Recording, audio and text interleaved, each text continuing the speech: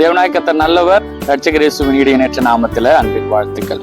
சங்கீதம் 9:9 சிறுமைப்பட்டவனுக்கு கர்த்தர் அடைக்கலமானவர், நெருக்கப்படுகிற காலங்களிலே அவரே தஞ்சமானவர் என்று வேதம் சொல்லுகிறது. எந்த மனிதன் சிறுமைப்படுத்தப்படுகிறானோ, எந்த மனிதன் ஒன்றுமில்லாமல் இருக்கிறானோ, எந்த மனிதன் கைவிடப்பட்டு இருக்கிறானோ, எந்த மனிதன் தன்னுடைய வாழ்க்கையில எல்லாராலும் ஒதுக்கப்பட்டு புறந்தள்ளப்பட்டு வேதனைகளின் மத்தியில் பாடுகளின் மத்தியில் இருக்கிறானோ அவருக்கு அவர் அடைக்கலமானவராக இருக்கிறார்.